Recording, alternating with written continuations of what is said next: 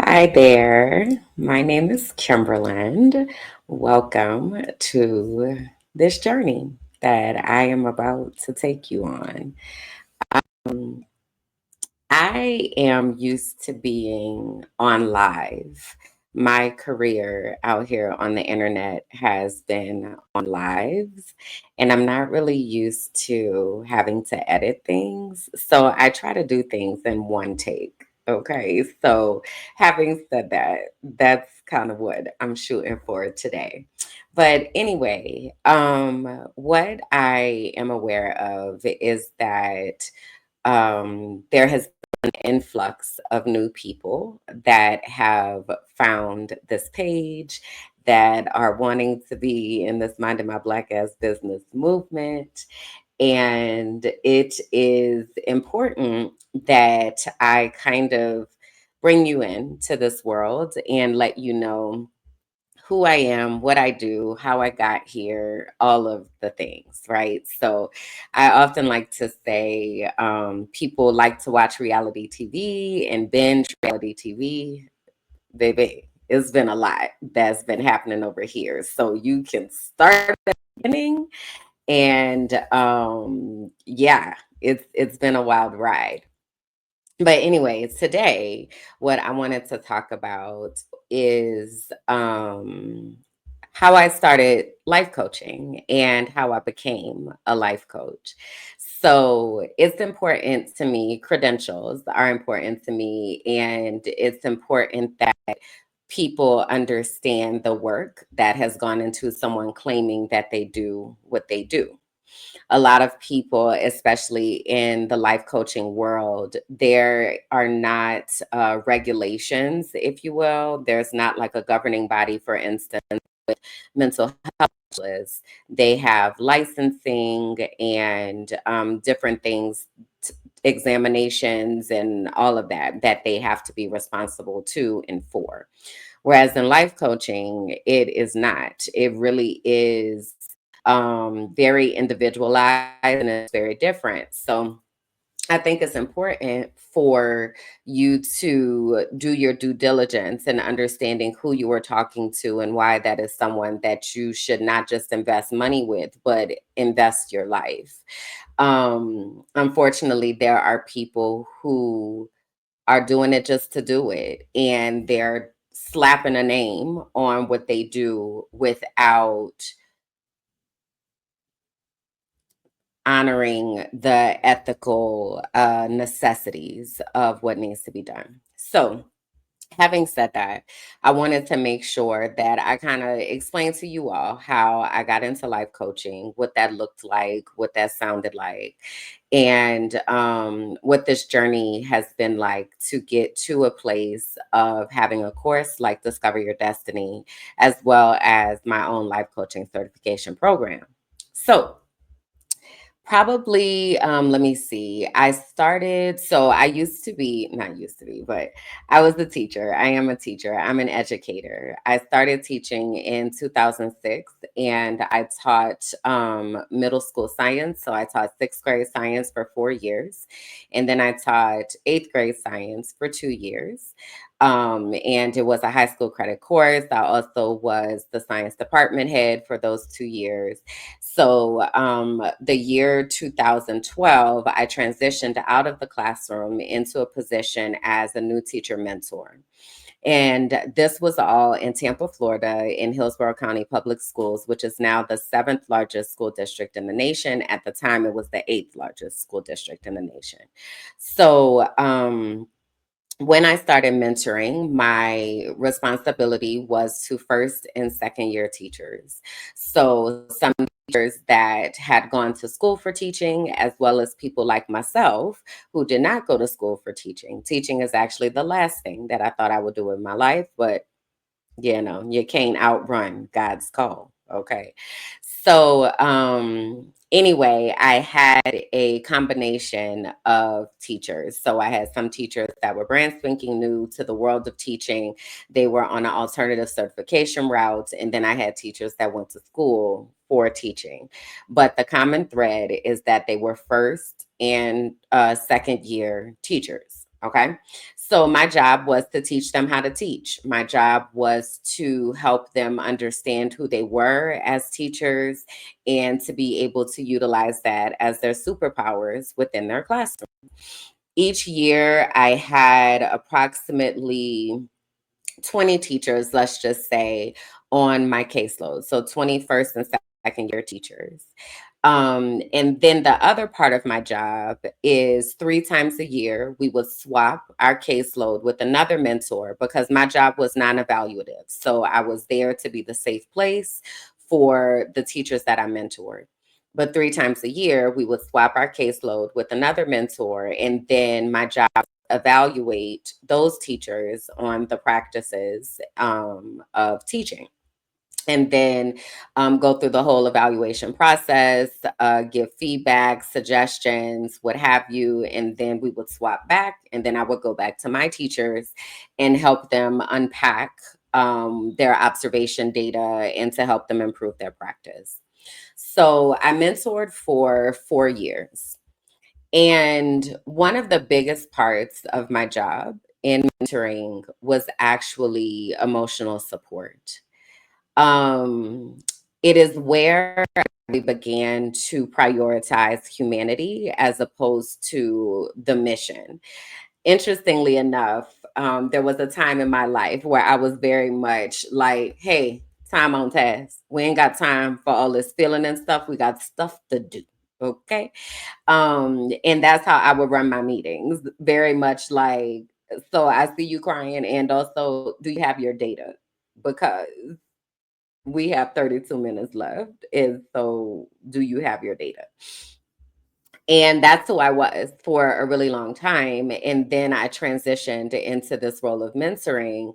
And these are brand new teachers. And I knew exactly how they felt because 5 years prior to that, I had been a new teacher and also I didn't go to school for teaching. So I was figuring it out as I went and really just trying to do the best that I could with the students I was entrusted with. So I would get to their classrooms, and sometimes my teachers were incredibly overwhelmed. Life was kicking ass and taking names. Um, Teaching is an incredibly difficult job. I know that there are things around that are like people who can't teach, and I hate that because we are entrusted with the lives of young people and we are absolutely writing history every single day that we walk into a classroom or that we have an engagement and interaction with someone within the educational ecosystem. So, having said that, teaching is incredibly difficult and it is stressful and it will push you to your limit. And you hold a lot of the struggles of your students. I have always taught in schools and always worked in schools that are considered Title One schools or Renaissance schools. So what that means is that the schools, the majority of the population in the schools come from a low socioeconomic background. So they determine it by how many students get free or reduced lunch. So I have always been in schools where students are economically disadvantaged. And that comes with its own set of struggles and challenges. It comes with the need for a lot of structure. It comes with the need for planning and proactive planning and ensuring that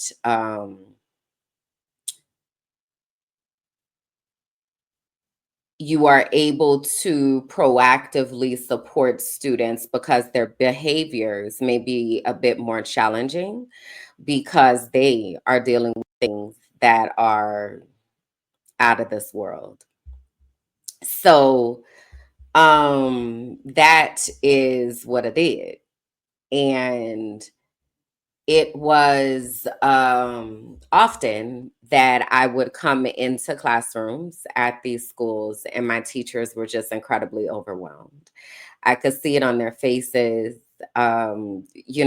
feeling helpless and hopeless, just overwhelmed. So a lot of my job was to help them see that they were making progress and to help them process what they were seeing, to help them tap into their strengths in order to be able to support the students that they were charged with teaching and honoring. So it became a lot of heart work as I was mentoring. And what I realized in that process is we have to deal with humanity first before we sit down and start talking about learning some math or teaching some math.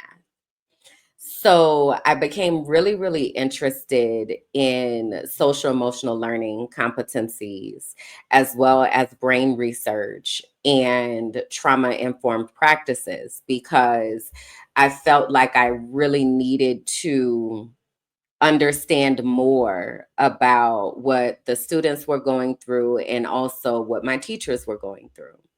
So I really started into that world. And my teachers that I mentored were my first, um, they were my first coachees. Like they were my practice for life coaching before I even knew what life coaching was. So, I mentored for 4 years, and over the course of that time, like I said, I had about 20 or so teachers each year that I directly mentored, and then I had another 20 to 25 that I evaluated. And I also did professional development. And professional development was for teachers K-12.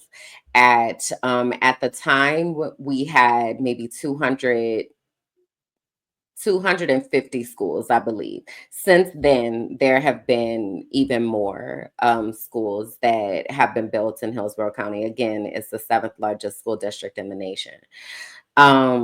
So in professional development, I really started again getting very interested in the professional development courses that had to do with trauma and brain research and all of that. So now I'm having to learn it more so that I'm able to teach it to other teachers. Because again, at these schools, the behavior issues can be extremely challenging. So the teachers are coming in frustrated. They are, doing their best. So it was important to me to be able to speak to what was happening so that we could honor the humanity of both the teachers and the students. So after I left mentoring, it was a grant that was funded through the Bill Gates Foundation. So in 2016, I left mentoring and I started a position at one of the schools that I had mentored at the whole time, Memorial Middle School. And while I was at Memorial, my job was to be a student success coach. And as a student success coach, I had a caseload of students who had experienced failure in the past. And whether that was in the areas of attendance, behavior, or curriculum. So my job was to teach students how to be successful again. So I became really, really intentional about things like I say every step in the right direction is a step in the right direction, no matter how small. Even if it's a little inchworm, it's still direction. And if we continue doing that over time, we get to see this exponential growth. So I started doing that. And again, getting deeper into the brain research, getting deeper into understanding the stories of my students that I am supporting. And it became to be, oh, this also was happening. Okay. So put a pin in that. All right. So right now we're at about 2016. But I'm going to take you back to 2006 is where it started, honestly. So in 2006, that's when I started teaching. is also when I became involved in an abusive relationship. So the relationship was,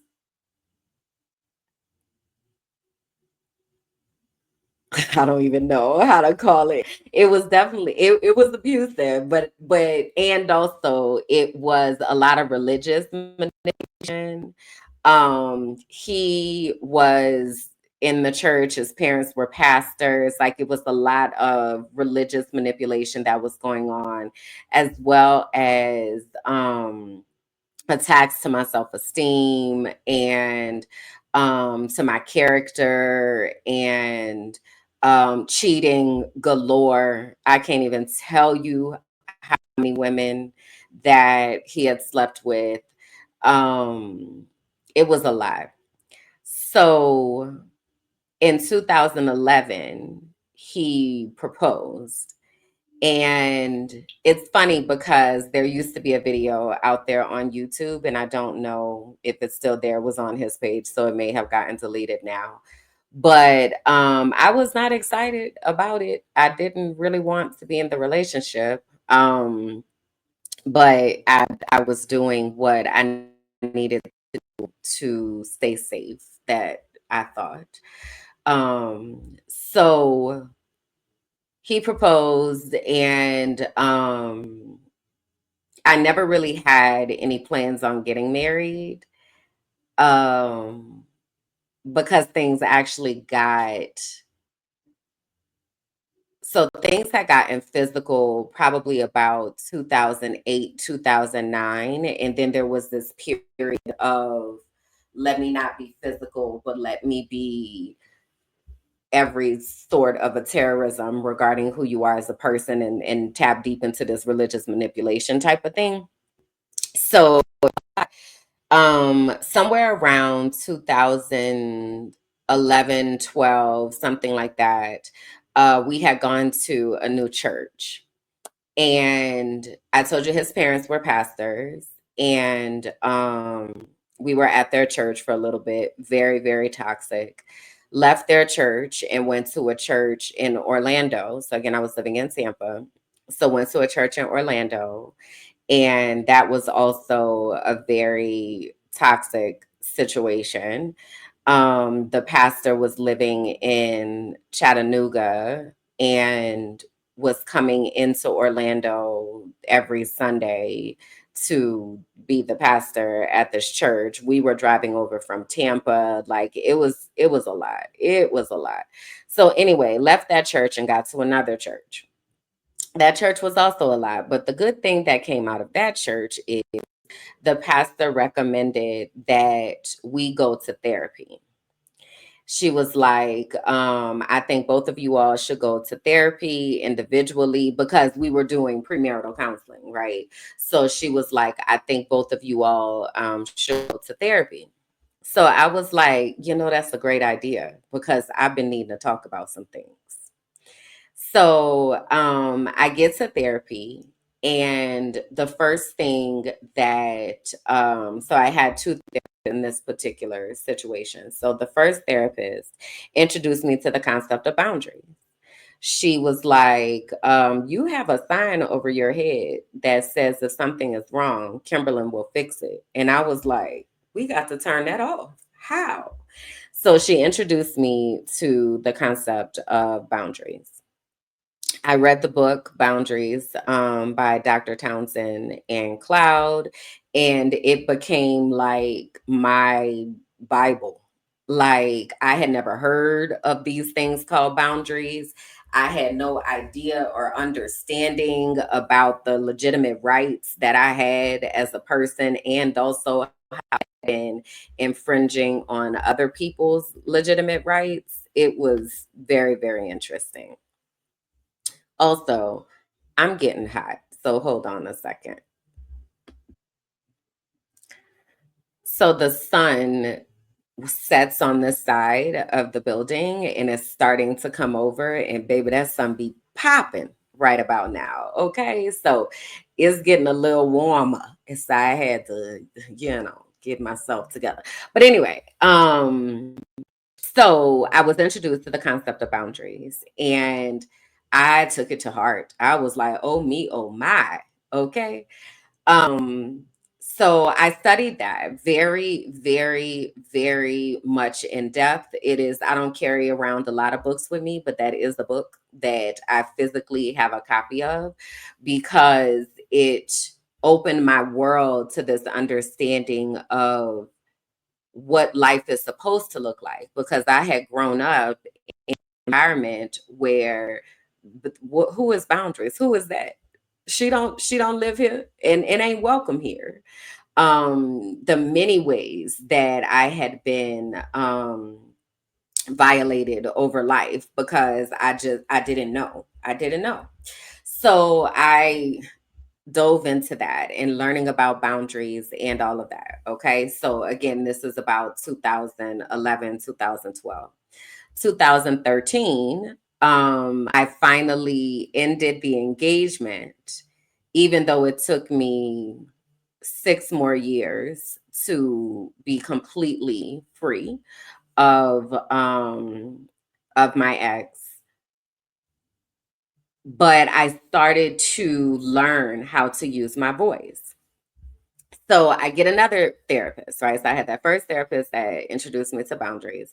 So my second therapist, she was uh she was a Christian, and these were my requirements at the time, is that the therapist has to be a Christian. Because again, remember, I was in church, religious manipulation. I'm trying to be a good Christian and like fix myself so that I can be first lady material, like a lot. So that therapist asked me if I had ever taken a spiritual gifts test. And I was like, well, yeah. And she was like, well, do you remember what your spiritual gifts are? And I was like, I don't know. So she said, I want you to take a spiritual gifts test. And, then I want us to talk about it. So I took the spiritual gifts test. And I remember that the thing that caught my attention is that prophet came up. Now, again, I'm in church. So words like prophet and apostle and evangelist and pastor, and these words have been weaponized so much. So I was like, I don't, I'd been outright told that I wasn't church material, right? So I was like, I don't think that really applies to me. So I got curious and I started researching what it meant. So I get on the internet and I am, looking up what prophet means and what does discernment actually mean, and what does it mean to have the gift of knowing and like all of that. So I dive deep, all right, because I'm gonna do a deep dive, okay, on things. Now I know that's that autism. Okay. But I love to learn. I love to learn about things that are interesting to me. So I start doing the deep dive and I start looking into this thing again. A prophet became really, really, it resonated with me. So I came across this website, and the website reframed the way that these terms were used. So instead of prophet, it called it a Lord. Now I don't have my notes in front of me. Hold on, y'all. So prophet is a heart revealer. Apostle is a dream awakener. A pastor is a soul healer. An evangelist is a storyteller. A teacher, I can't remember right now. I can't remember right now. But anyway, I started looking into what that meant because that seemed to resonate a little deeper, right? So I had done the spiritual gifts test, and again, I came across this concept of what they call in church fivefold ministry. And again, I had heard, these words, like all of them is I'm prophetess such and so, and apostle X, Y, and Z. Now I told you I was in the church It was a lot that was happening. So my idea and understanding of what these words meant was very much like, I'm not that. That doesn't resonate. So I get into Profit where it says Heart Revealer, and I ran across this website, and then I started thinking about the uses and the misuses of gifts.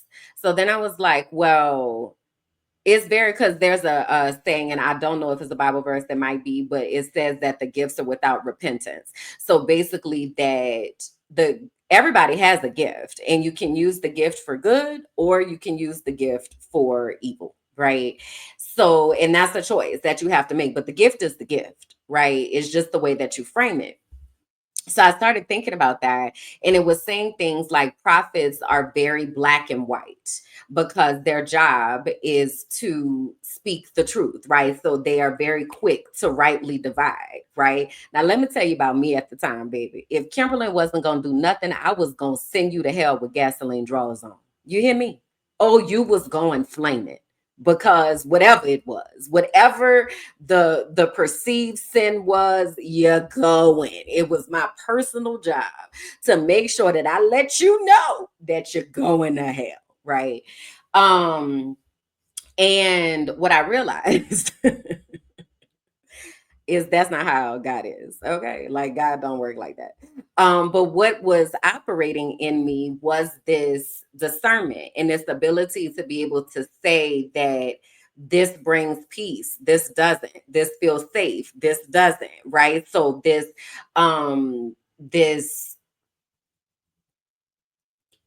tapping into energy, one, but the ability to be able to see it and say it, which is something that I had struggled with my entire life, because like people was lying all the time. So I used to be like, I don't understand, because you say don't lie, but then you lying. So I don't, and you beating me for lying, and I wasn't lying, but you lying. So how does, I'm confusion. Like I was just, it was very much a lie. So I thought something was wrong with me. I thought I was broken, that I just couldn't get it together, and I just didn't know enough, right? And what I realized and discovered as I was doing that is that God had already put that gift inside of me a long time ago, since I was born. And I had been operating in that, but I had also been getting punished for operating in that. And I was using it to harm other people.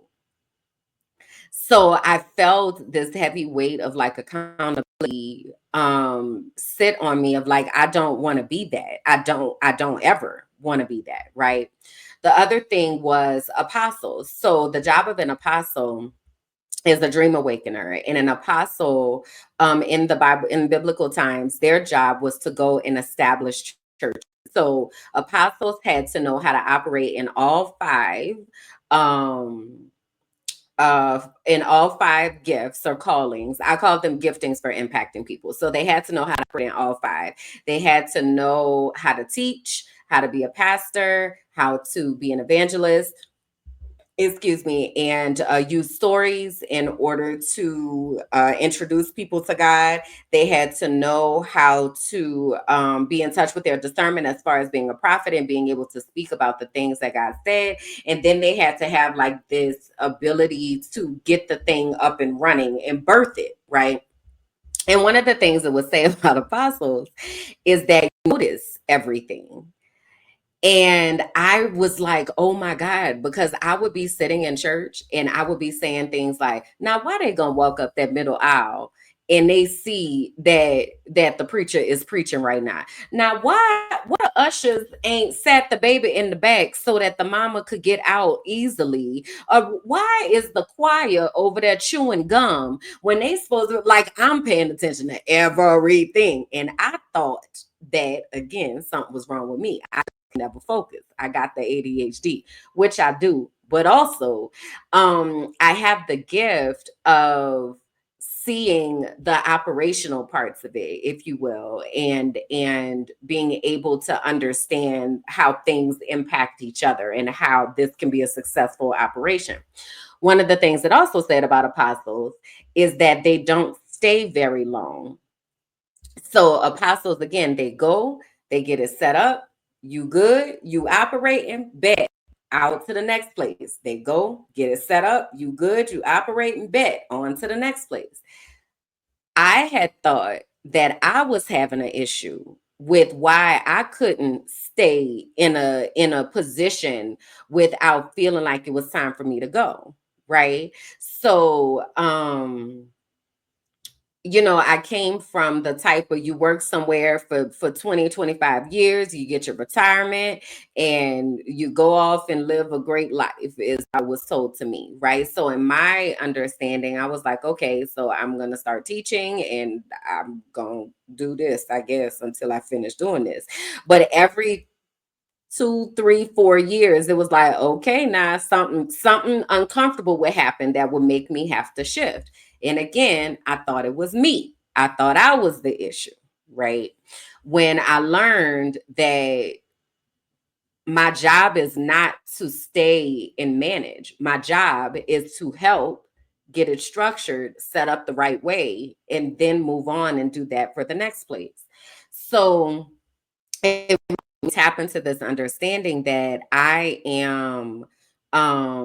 was uniquely designed. Like God did this on purpose. And these things aren't accidents.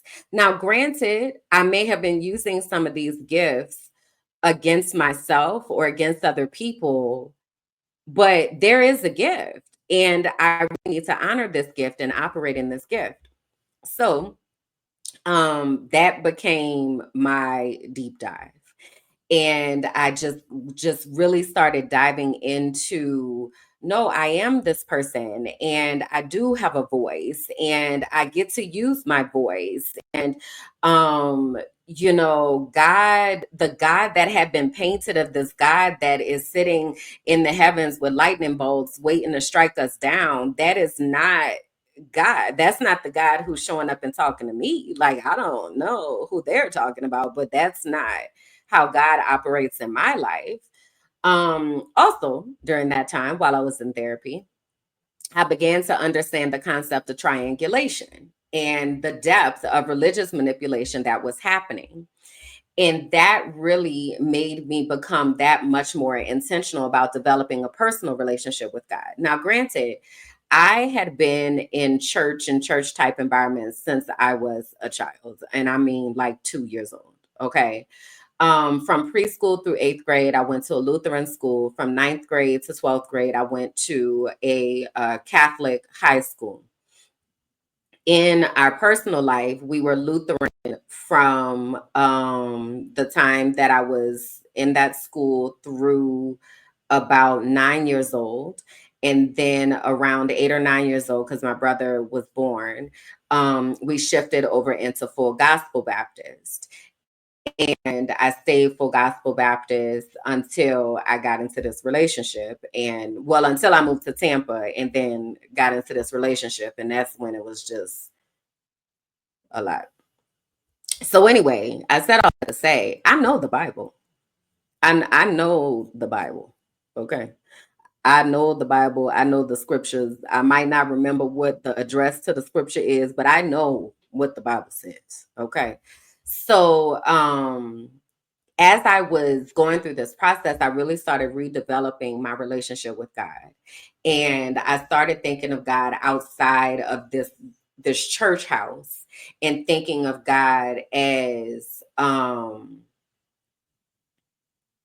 my God, like that is everywhere. You know what they say, God is omnipresent, okay? Omnipotent, all powerful, all knowing, omniscient, right? All of that. So what God had been for me squeezed into these boxes that just didn't make sense. So I started expanding my understanding of who God was and is in my life. And I was inspired somewhere around 2016, 2017. So at this time, I am not technically in the relationship, but we were still tied. I had a dog at the time, so there were things with the dog, and then he had made sure that his life was immersed and enmeshed with mine, and it was just a lot to untangle. But anyway, somewhere around 2016, 2017, I started thinking to myself, again, I was mentoring, right? So that was happening. And I was going through this own walk on my own. So I started thinking to myself, again, back to this concept of life coaching. And I don't know if I had heard it. I had to hear it somewhere, somebody saying something about a life coach, because I definitely didn't know what it was. But I became interested. Oh, also around this time, this was a lot of things that was actually happening at the same time that I didn't even realize. But let me give you a connection. So in 2015, I was called into the entertainment industry. I um I always have performed, right? Like, because my life has been a performance, my entire life has been a performance. My upbringing was a performance. It was my job to make sure that I had a great, happy story to tell at the table because I wasn't allowed to have feelings. Okay, so performance, that was the thing. So I've always been silly. I'm a mess. Like, and I don't know if a lot of people know that about me, but I am a show. Like, it is, I know it. I'll be cracking myself up all the time. So I was driving in 2015 and I hear this commercial, and it was for an organization called Actors, Models, and Talent for Christ. And they were saying that they were looking for actors, models, dancers, comedians, like all of this, right? So my abusive ex was in the church, always the praise and worship leader or something like that, right? So he sings, right? He also did some acting. So I called him and I was like, hey, you should probably do this thing. It seems like it's right up your alley. So he was like, "Oh yeah, thank you, whatever." So I'm driving another day, maybe that week.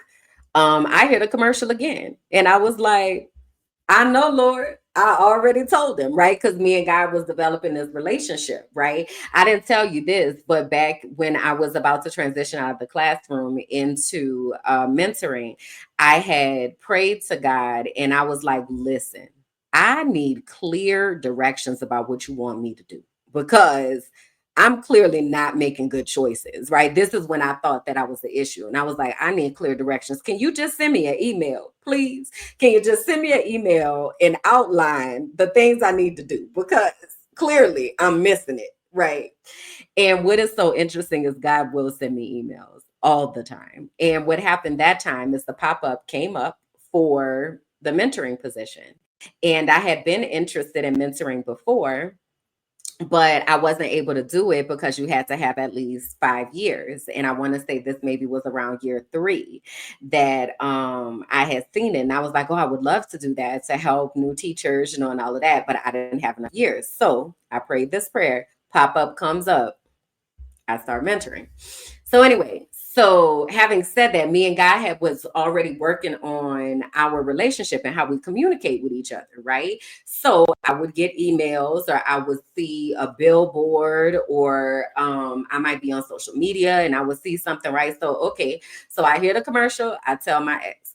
I hear the commercial again. So I was like, hey Lord, I see you, I hear you. I told him because I am a great person. So I told him, I passed the message. Then I heard the commercial a third time. And I was like, are you talking to me? like, like, are you talking to me? So I was like, can't be. So then I said, because American Idol was still hot around this time. So I said to myself, well, I'm gonna just go and I'm gonna just see what happens, right? Because singing, while I love it and I can't hold the note, I am not in the front. I am singing in the background. Okay. Like I am, listen, nah.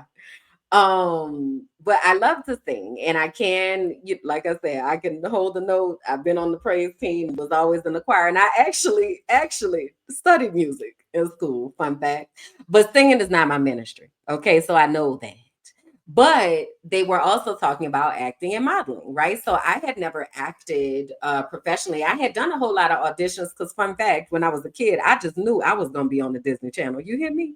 Okay, I just knew I was gonna be on the Disney Channel. I was gonna be on Nickelodeon, baby, because I'm out here entertaining the people. right? But I never like thought like for real, for real. It was just kind of like, oh, that would be cool, but some fleeting dream, right? So, um, so I signed up and I get to the audition and had to figure out like a headshot. All I didn't know nothing about this world, but I was doing the best. I went down there to the Walgreens and okay, like I'm getting it the best I can. So I haven't reflected on this in a while, but I have had quite a life. So anyway, so I get to the audition and I walk in. I didn't know what you wear to auditions, right? So I wore what made me feel confident, which was some jeans, some black heels, and then I had on this blazer that was gray with black outline. I was about to say piping, but I don't know what you call it. Anyway, and I had on a black shirt and a yellow necklace with a yellow purse. So yellow is my favorite color, right? Yellow brings me joy. This was in February. My birthday had just passed, and I had just gotten this yellow purse and this yellow necklace. So I was like, I'm gonna wear my yellow. I'm gonna walk up in there like I'm sunshine. Okay. So I get there to the audition and you sign in at the table or whatever. And the lady that was doing intake, she was a white lady. So she didn't say this, but this is me putting my Kimberly spin on it. She was like, oh, right. So I her and everything. Like, I'm loving this. And I was like, well, yellow is my favorite color and it brings me joy. So I thought that I would wear it. So she said, okay. So then she said, so how are you with talking in front of people? And I told you I was doing professional development at the time. I'm a teacher. I was like, girl, I talk in front of people all day. So she said, okay, no problem. I'm going to have you audition with Carrie. And I was like, okay, I don't know what this means. All right, girl. So she's like, okay, here's your things. Here's your such and so. So we go into this big room. So imagine if you've ever watched So You Think You Can Dance or even The Voice. Um, so it's a big like room, like ballroom. I was about to say auditorium. That's a bit much, but it's like a ballroom, right? So there are people that are sitting in there, and then the auditions are happening on the stage. So it starts out with praise and worship, which I was really, really impressed by. So I was like, oh man, so we do praise and worship. Again, the name of the organization was Actors, Models, and Talent for Christ, right? So so we start out with praise and worship, and then they bring out the chief serving officer, Carrie. And then I was like, that lady had said that I was gonna audition with Carrie. So you got me auditioning with the lady in charge. Like, so I'm like, oh wow, that's crazy, God. How you doing that? Man, you wow for that. Okay. All right. So we do the thing, Carrie, do the praise and worship. Carrie does her, CSO speech, sets the tone, blah, blah, blah, all that. So they released everybody to their different rooms to go to audition. So I'm in the main room because I'm with Carrie right now. Again, I told you this the ballroom. So it's other people that are in there waiting for their audition time to go, like all of that. So they just sitting in there watching the show. All right. So I'm sitting on the first. So it was a teenage girl, a couple, and then me. Right. So it's like four people. All right. So I'm like, okay, let me get myself together because why am I here? Huh? What am I doing? What am I doing? So, so the young girl goes up and sings down. You hear me? I was like, oh me, oh my. They bet not ask me to sing nothing because I am so nervous. Like, oh my God. So she sings down, right? So we all clap for her and everything. And then what happened is you do your thing and then you do your audition and then you go and you talk to Carrie and she asks you questions, you talk to you, right? So that happened. So the young girl did her audition. Okay, so now she's down. So this couple is sitting here, right? The couple gets up and they were like, we in the wrong room, and they leave. And I was like, oh God, that means I'm next. Oh my God. Oh my God, right? So Carrie finishes with the young girl, and then I'm next. So they're like, Kimberly, and I was like, all right, here I come, right?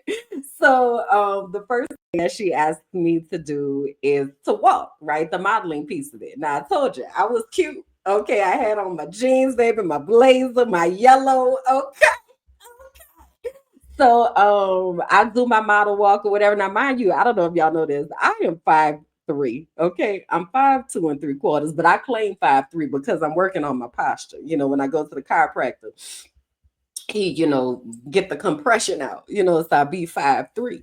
But I'm 5'3", and also plus size. And at the time I was probably, I don't know what I am today, but at that time I was a size 10, maybe, let's say 10, 12, maybe. Okay, which is plus size in the modeling industry.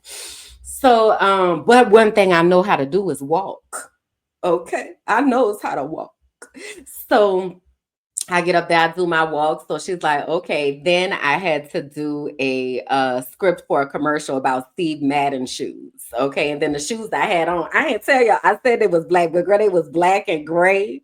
Okay. And they matched the blazer. Sis was cute. Sis was cute. Okay.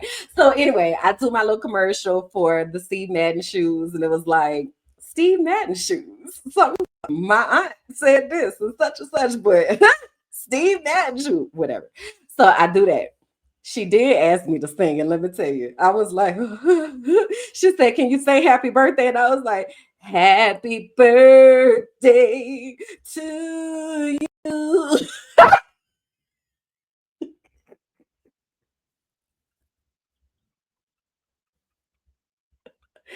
Needless to say, thank you so much, ma'am. Okay, all right. So I get down off of the stage and I sit down with Carrie and she's like, so why are you here today? And I was like, girl, I don't know. I was like, I have no idea. I do not know why I am here. I don't know. I said I started not to come. Somebody was having a baby shower that I needed to go to, and like it had gotten moved, and I needed to change the date for the audition and the time and all that. I really started not to go. So I was like, I do not know. I started not to go. So she said, it's interesting. She said, you sit in rooms and you try to be so small so that nobody can see you. And people will cut through the crowd to ask you about what you think or to call you to the front. And I was like, girl, how you know my life? Cause that be happening to me all the time. I just be minding my black ass business. And then people seek me out asking me such and so. So I was like, so she said, I'm really glad that you came. The world, she said, you have things to say that the world needs to hear. And I'm so glad that you came. So I was like crying at this point, because what do you do with this? How do you know my life? What is happening? Right.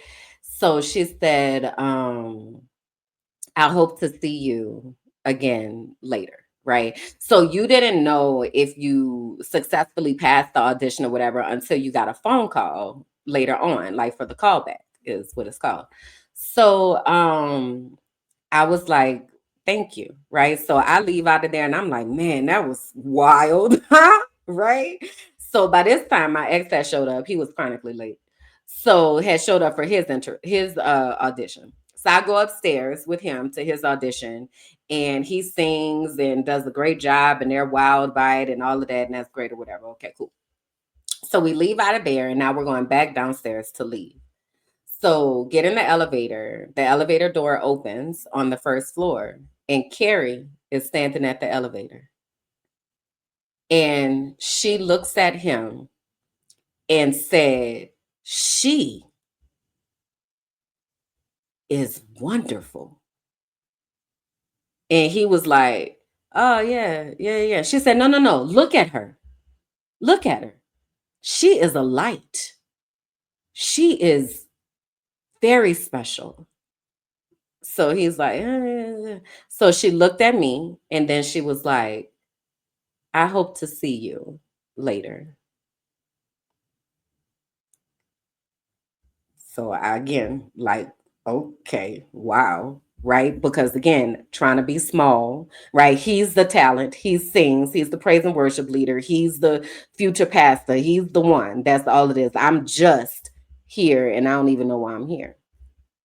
So I get the call back the next day and I started my training to be an actor and a model. And I um, went through the program Shine, and I went through the program, and then we had a huge how do I want to call it, convention at the end of it.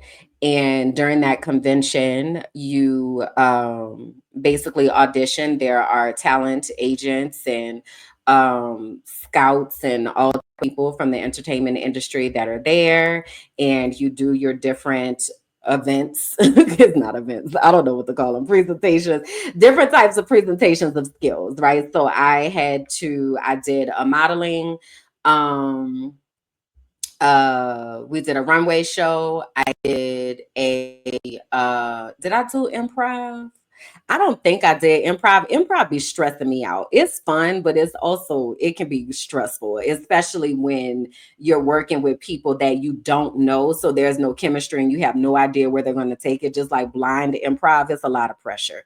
So I don't think I did that, but I did do a commercial because I did a commercial for coconut oil. I also did a script. It was like, I don't remember what the category was, but I talked about, I said, "You ever been on the phone with somebody and they just don't know when to get off the phone?" And you be like, "All right, I'm gonna let you go." And they never get let go. So I was like, I have a secret. Okay. What you do is you start talking about something real exciting. Be like, "Girl, did I tell you?" And then you just go silent and then your phone died. It works like a charm every time. So I did that. And I think I had one more presentation that I had to do. But anyway, after that, I wind up with an agent and all of that, right? Also, shortly after that, I wind up with Beautiful Brown Girls. All right. So all of this is like 2015, 2016, 2017. Okay. So out of drawing these different lines, this is what was happening in the educational world. I was mentoring and went into the student success coach position.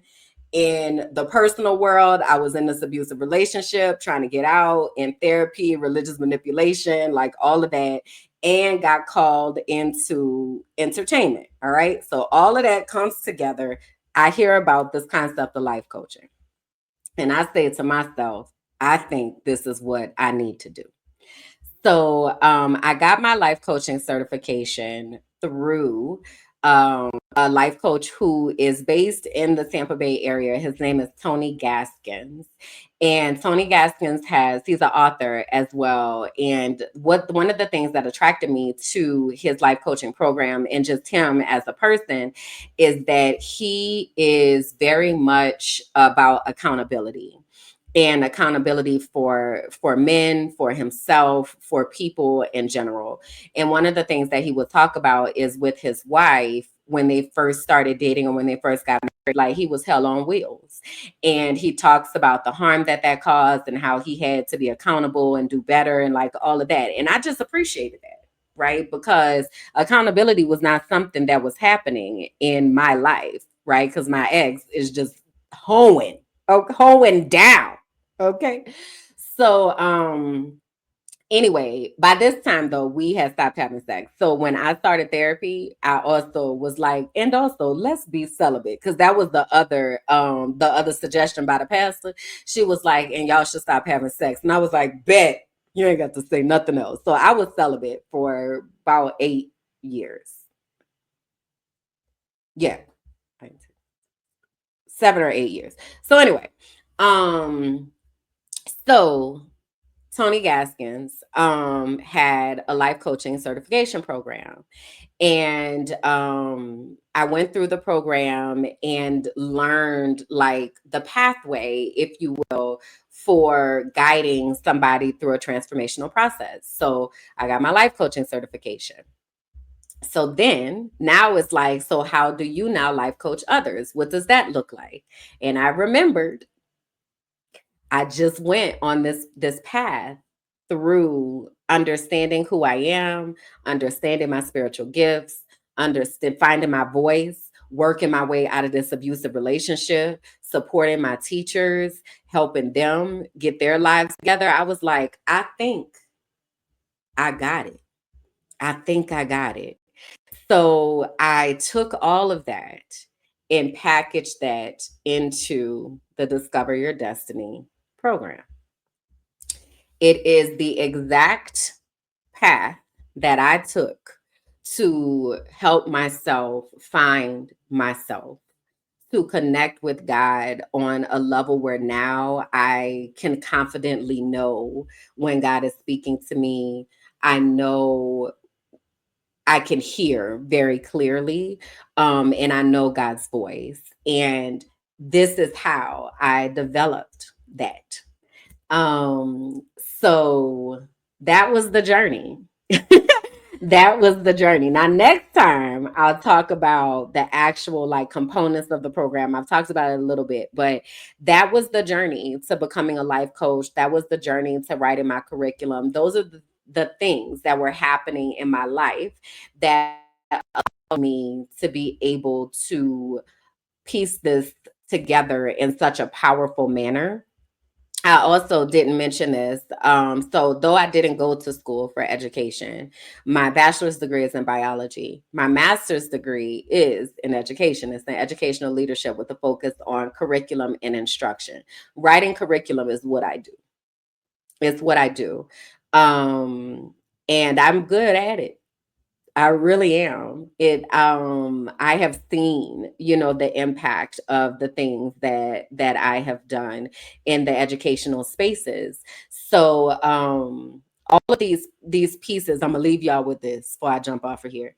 All of these pieces that seem like they don't make sense, right? It seems very, very random, and it seems like you kind of just all over the place. It all comes together, all of it.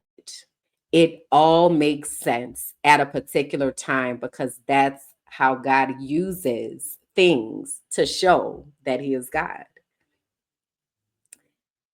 I couldn't have designed this pathway. I couldn't have sat down and said, first I'm going to do this, then I'm going to do that, and that's going to lead to this, and that's going to give me the strength to do that, and that's going to teach me how to use my voice for that, and I couldn't have designed this. This was nothing but God.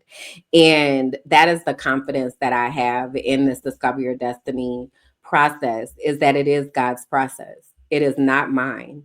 God used my life as an example for me to birth this, but this is a God thing. Okay. So, like I said, next time we'll talk about the actual different components of Discover Your Destiny and kind of break that down. But I felt like it was important for y'all to get a little bit of insight and understanding what got me here.